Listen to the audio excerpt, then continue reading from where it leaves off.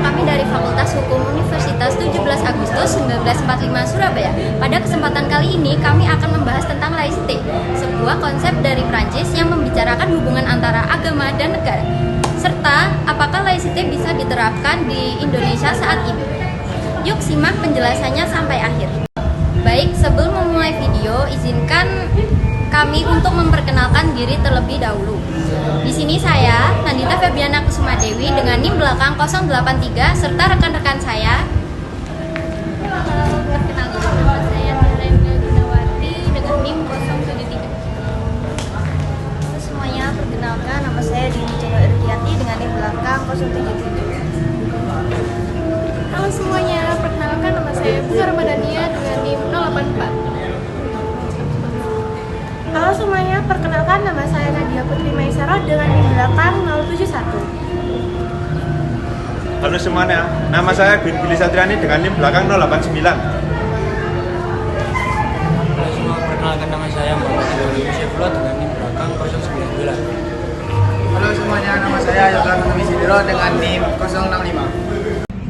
Di sini saya akan menjelaskan pengertian laïcité.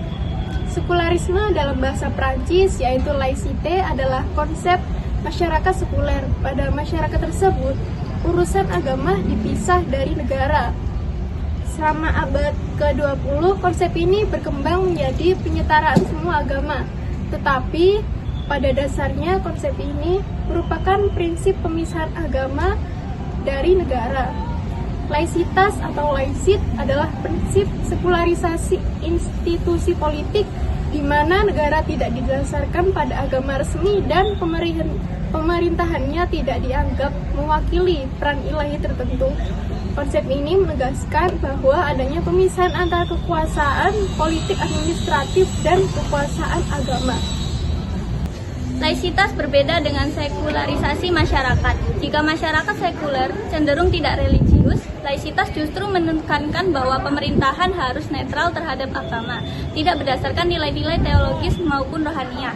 Negara sekuler tidak memaksakan ateisme seperti di negara komunis dan tidak memiliki agama sipil seperti yang pernah diusulkan Rousseau.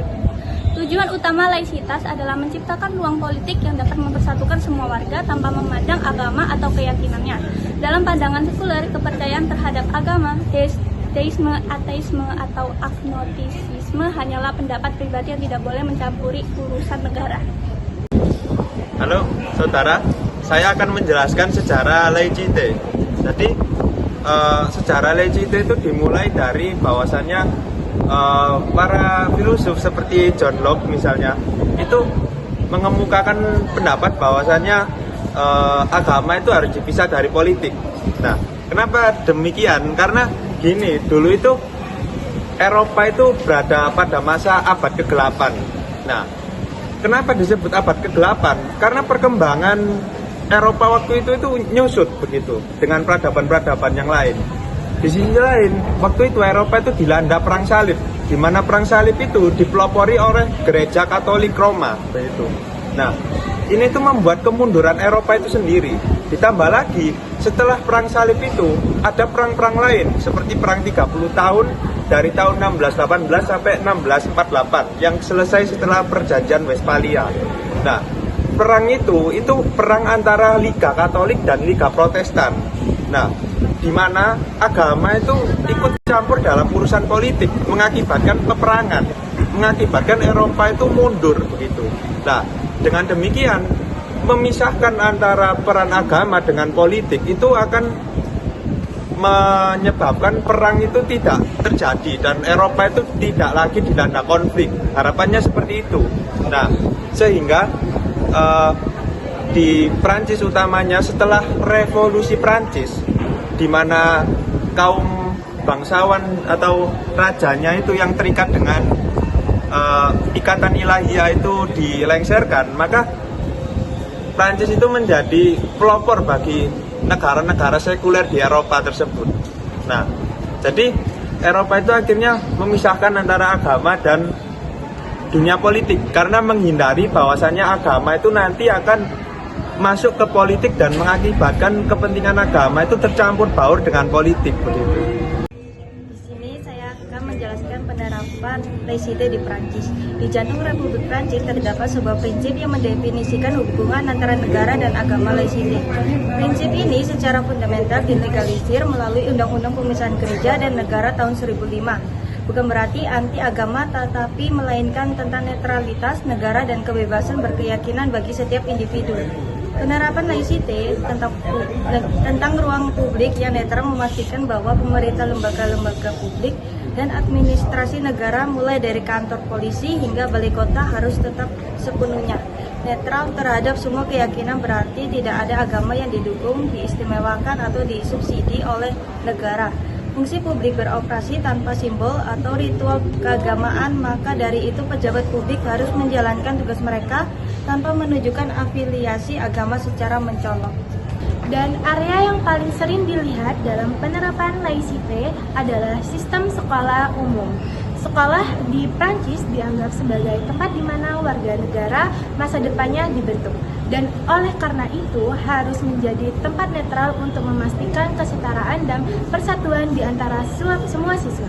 Pada tahun 2024, Prancis mengeluarkan undang-undang yang melarang keras pemakaian simbol atau pakaian keagamaan yang mencolok oleh siswa di sekolah umum, yang contohnya siswa tidak diizinkan untuk memakai jilbab yang besar, kipa atau bisa dibilang peci Yahudi atau salib besar di lingkungan sekolah. Tujuannya bukan berarti untuk melarang keyakinan, tetapi untuk memastikan bahwa tidak ada siswa yang merasa tertekan atau terdiskriminasi berdasarkan keyakinan atau keyakinan orang lain.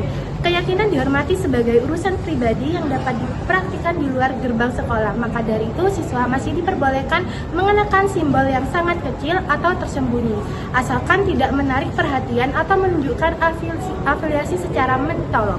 Menurut pandangan umum, laicite, sekularisme Prancis dan sekularisme memiliki pandangan umum yang sama, yaitu memisahkan agama dari negara. Namun laicite lebih menekankan pada pemisahan yang ketat sehingga agama tidak boleh masuk ke ranah publik. Sementara sekularisme umum lebih luas. Laicite melindungi kebebasan individu untuk beragama atau tidak beragama, tetapi membatasi ekspresi keagamaan di ruang publik dengan tujuan menjaga netralitas dan persatuan nasional. Pandangan umum laicite dan sekularisme pemisahan agama dan negara.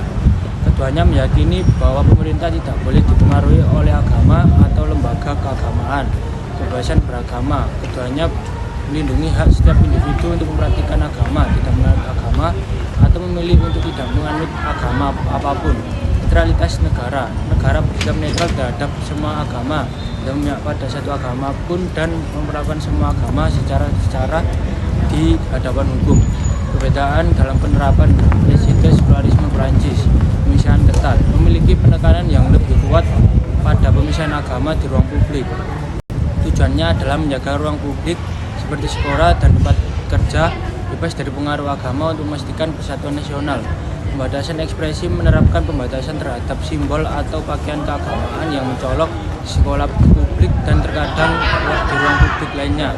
Fokus pada kebebasan beragama jamin, tetapi juga tidak jamin hak tidak mengikuti agama.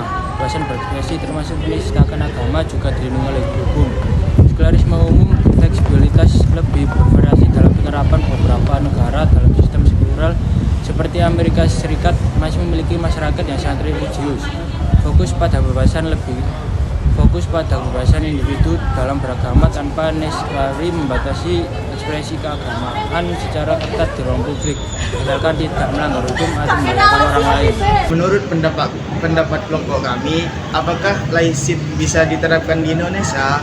Laicit atau yang dikenal sebagai sekularisme tidak cocok diterapkan di Indonesia.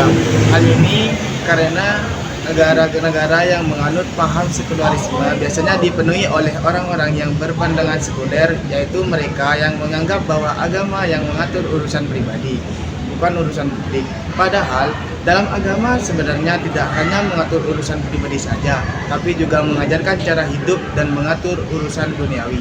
Jadi, pemisahan antara urusan dunia dan akhirat seperti yang diyakini kaum sekuler sebenarnya tidak sesuai dengan ajaran agama. Jika kita melihat negara-negara sekuler, seringkali nilai keagamannya rendah.